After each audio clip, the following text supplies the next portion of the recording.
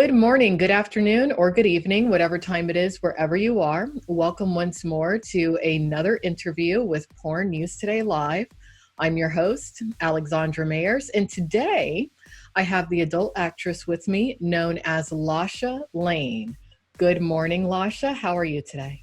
Good morning. I'm good. How are you this morning? I'm good. How are you surviving this coronavirus pandemic?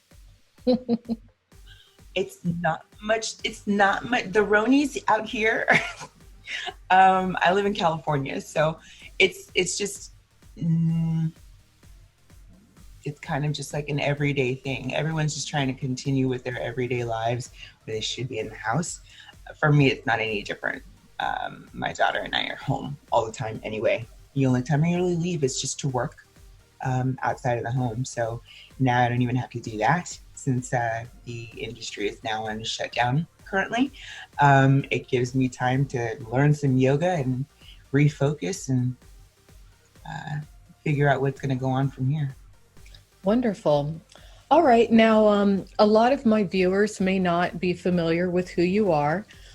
So let's go ahead and, just lay a little bit of background for you. Where did you grow up? Where are you from? I am originally from California. My mother and father, we grew up in the South Bay. I'm the oldest of three siblings and went to high school here in California, went to college in Northern California. I started in the industry when I was 19. I'm 42 now, gonna be 43 in a couple days. You don't look like it. Yeah. Not at all. I know. Thank you. I started out in 99 to 2001 was my first run in the industry. So I'm really not new, just been dormant for about 20 years doing other stuff, living life and being a business owner and Wonderful. Being a mom.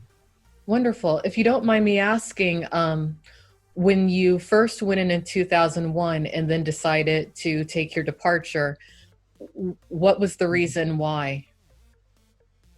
Well, when I started in 99, I was really new. I didn't know anything about this industry at all. I just kind of jumped in head first. Okay. Just started working.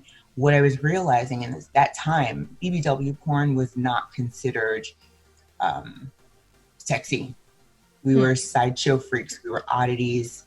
We were, we were butts of jokes in movies. The young lady who got me started in my business was Cindy Williams. She was one of the first BBW performers and producers in this porn industry in 99.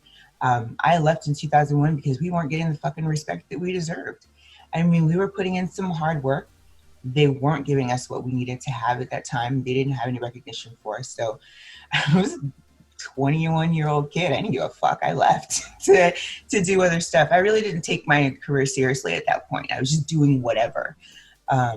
But I knew that wasn't right. I knew I didn't want to be treated that way. So I just needed to leave and go do something else. And then I did a podcast after that about the industry.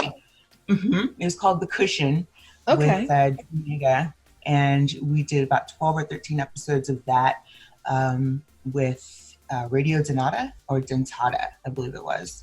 So Kelly Shabari, all those, they were on the show. We talked to them about the industry at that point in time. Excellent. But that was my concern, was that there was no real representation for us. And then when I left, the boom happened and I watched Kelly Shabari. I watched all my bodacious girls growing up doing modeling at that time. I watched all of them flourish.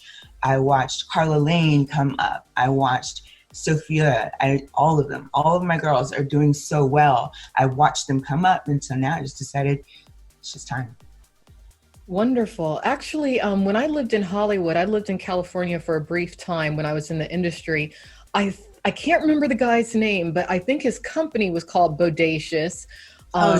Yeah, Bodacious Models. Yes, he lived right down the street from me. I used to hang out with him. Wow, that's a small world. He's still around. He just got back to starting again.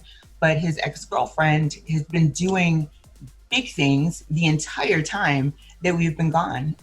He definitely needs to come back because the market right now is very hot when it comes to the larger women. Really, I mean, it used to be more of a differentiation. And I understand that there still is the label. Some people still call it a fetish. I don't think it's a fetish. I think it's just, you know, some people want a bigger girl, some people want a smaller girl.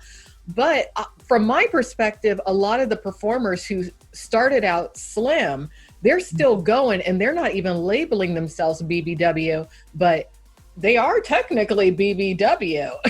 So you don't really even have to use the label anymore if you don't want to. It's all bullshit. It's just a way to kind of keep this set. I mean, there is a really distinct faction between mainstream, urban, and BBW porn. Exactly. And even in those factions, there's a difference. Because even in BBW porn, you have your fetish girls and you have your mainstream porn girls that are pretty. They don't want to do the coming in my stomach. They don't want to do feed my face bullshit. They don't want to do any of that. They don't want to be seen in that light. They want to be seen as beautiful. They want to be seen as women that are just deserving of that. They don't want to be seen as an object. They want to be seen as themselves, just like anyone else in that industry is seen. So that's there's always that faction. But yeah, I think it's all bullshit, especially when it comes to BBW and mainstream porn, because now we have our girls crossing over, like Sophia Rose, and crossing over into mainstream. But in order to get there, you have to look a certain way. You have to have things done. You have to have, you know, made certain, you know, strides within this industry. Sometimes it is not about your skill level. It's about how long you put into it, which is definitely commendable. There's no disrespect there. But it's just, it's what you, sometimes it's not about what you add to the table, but a lot of these companies, they work with trying to keep the women within this industry kind of pitted against each other. Yes, I agree with you on that. They definitely do that, and they break us down within that community, and then we don't stick together. We end up fighting with each other. We end up taking sides because this particular person supports me more here, and this particular person gives me money here. It becomes either about money or support, and it's crazy. Also attention and power, you know, those are two elements also. Now, let's go ahead and jump into what your concerns are when it comes to the leadership in the industry, the representation of women of color or women who don't fit in the box of being mainstream entertainers with an adult. And I did notice that you had some concerns in regards to the safety and the testing. By saying, what are your main concerns? Let's talk about that. So let me preface this by saying I have my general concerns. I watch a lot. I read a lot. I won't really say anything until I've done enough research to know for sure what I'm talking about. Good.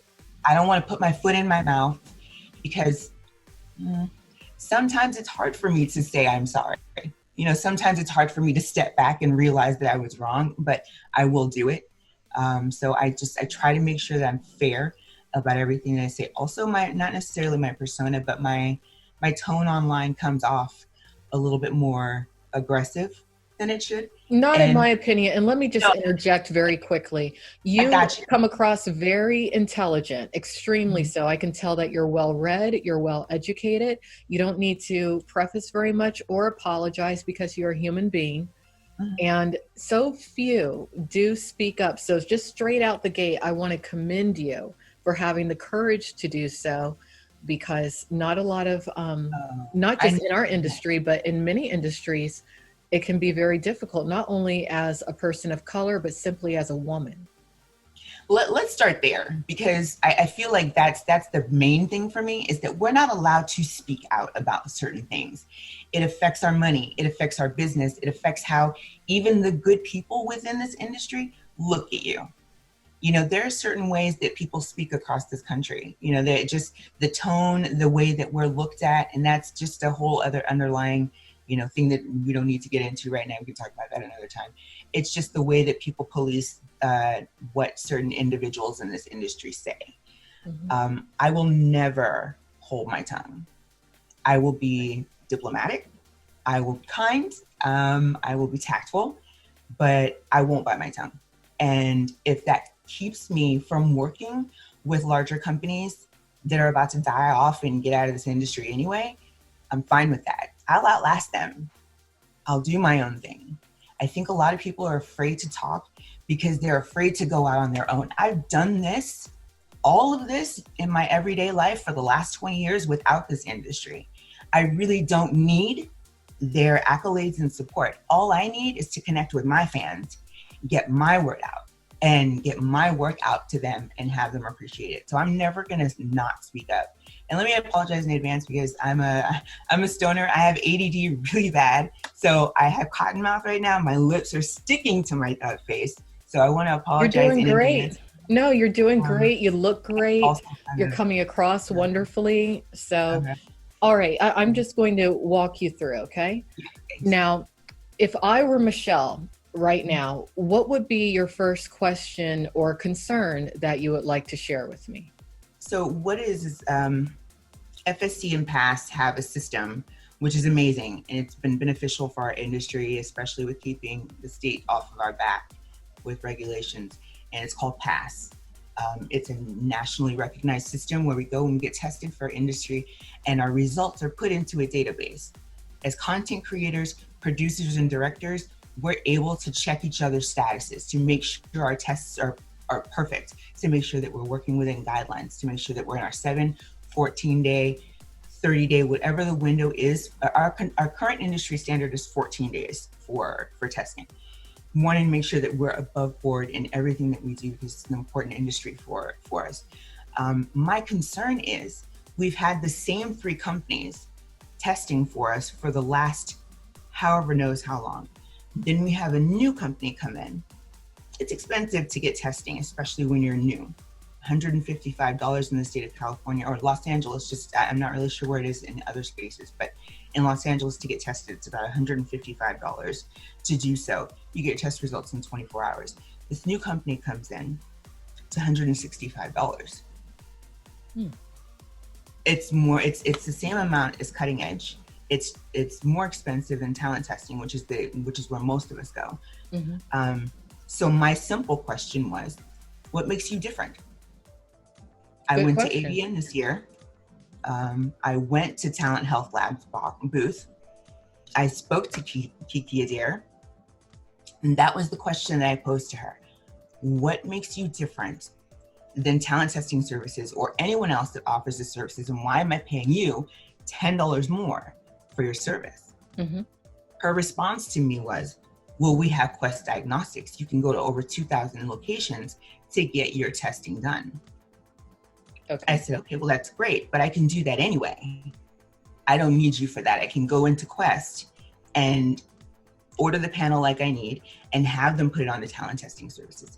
Is there any other reason? I mean, is there anything else that makes you different than anyone? She couldn't answer that question. I know the answer now. She should have known the answer since she's the representative for that company. Right. She should have been able to tell me on the spot what the difference was. And if she had laid it to me the way that I know now, I would be like, okay, cool. I could do that $165. It kind of makes more sense to do it because of all the other services that you offer. But she couldn't do that.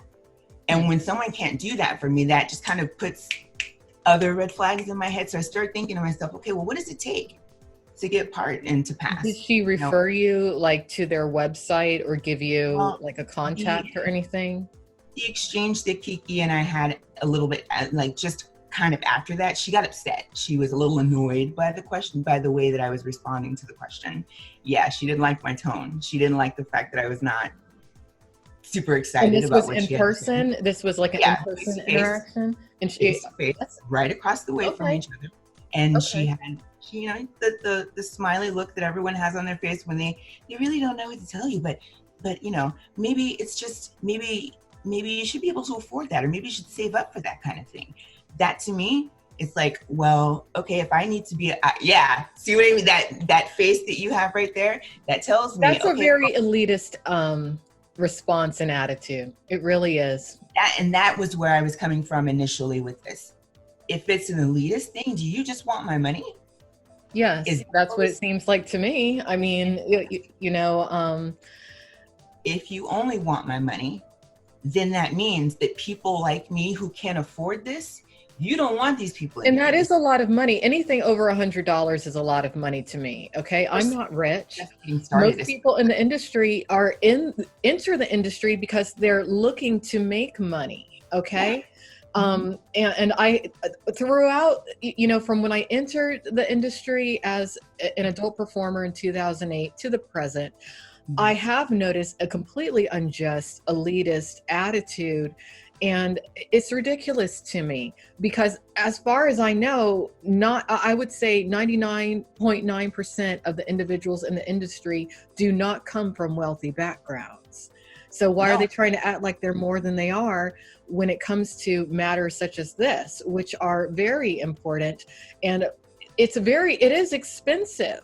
And I do not like how, in many cases, agents or managers don't even disclose that cost to new talent. And then a talent does a scene, maybe the scene was only $600, and then they get their check, and right away the agent's asking for an agency fee, the cost of the testing, and then that performer is left with maybe $150 for themselves, and they are looking, and that gives them a bad impression and a bad experience out the gate of the industry. Now, as you and I have spoken, I think you kind of know where I'm coming from when it comes to my feelings about the industry, but I'm not here to talk about that today. I'm just here to talk about what we're talking about. Right. But if the industry does want a better reputation and they want new talent to have a better experience, they do need to do something about that cost. Now, here's a question I have very quickly.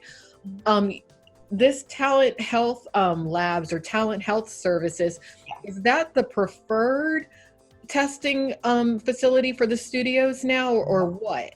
They're brand new. And that's the problem that I'm having. They don't even have a good reputation. They're having issues right now. So my problem with PASS ended up being, I went directly from Kiki's desk over to PASS to ask them questions about how do you get onto PASS? Because if we can find a low cost option, more people can perform. There becomes more diversity within this community. There becomes more opportunities. I see. So in order to be in the PASS system, you have to use these labs. So they have a monopoly. Look at that. They have a monopoly, and there's 4 now. There used to be 3. Talent Health Labs is 4. Okay. They're very new. So my question is how did you get in? Because if I can figure out how you got in, I can figure out how I can get in, and I can figure out how I can bring in another lab. We can figure out a way to cut costs and make sure that everyone is able to get in where they need to. So that way there's no see, for me, it's not necessarily even a race issue. It becomes a class issue. It becomes an ableist issue. It just becomes a diversity issue. It ends up being skinny white and instead of, I see what you're saying. Multicultural and everything. You're right. It becomes about keeping other people out of this industry, and only the ones that can afford it, only the ones who can get an agent, because the agents now are fucking up. But I'm really, actually, I kind of think, and it's really good. No, I'm not going to say that because that's a hot take and that's going to get me in trouble. You can say whatever you want to say on here. You can say it's me, okay? And anything that. No, it's not just you. It's this community, and it's okay. I'm not in the community. Look, I have officially failed out of porn since 2010. Yes, these are my people. I really want to give everybody the respect that they deserve, including FSC, because they really. Anyway, it just keeps people out. And if we can, everyone's always talking about inclusion in this space, especially in 2020. I think that because industry is shut down, things are going to change now. The big studios are shut down.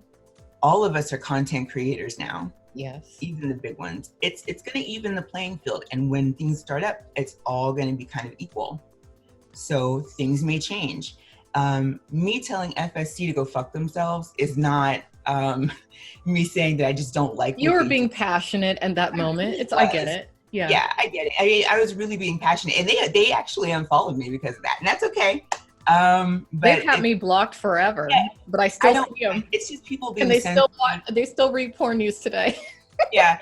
It's just people being a little sensitive about that and not being able to take it under fire. And I haven't. Well, I mean, really what you're describing when it comes to PASS, being that it is a class issue when it comes to the affordability, essentially PASS is acting as a vehicle to create segregation. within? Not necessarily create segregation, but in order to fuel it. They're being a conduit, and and that's what I'm trying to let them know. And my frustration ends up being, I can't let you know that because you won't talk to me. You won't answer the question. You just ignore me. I sent the email out. I walked over and I talked to FSC at their booth and asked them the questions. And of course, we're AVN, so let's talk after AVN. So I send an email immediately and a response to Michelle at FSC and got no response. In February, I called the office twice, got no response. So once that happens, I start doing a little bit more research, digging a little deeper, finding out more about Talent Health Labs, finding out, about how that system works. I just want to know how to get in. If you can't tell me how to get in, that means you don't want me to know how to get in. Why don't you want me to know how to get in? Is it because I'm not doing it? I mean, it ended up being, I know that AIDS Healthcare Foundation can do the same kind of testing that our labs do, but there's a political issue there. There's history there. Yeah. No one is really talking about. There's history between those two, but I don't give a fuck about that history if it can get my performers in the door to do the job that this world wants to see. I don't give a fuck about your politics. I want to work. That's it. That's all I do. I want to work, and I want to do what I need to do to feed my daughter. And you guys will be gone soon. So I'm going to talk and say what I want.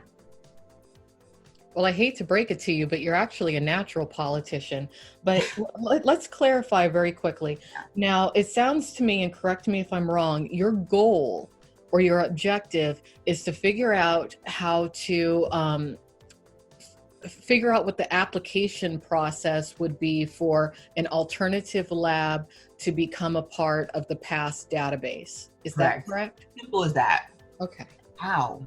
Tell me how. It's not even on their website. It's not on their website or anything? Not on their website. There's no information as to how you become part of PASS.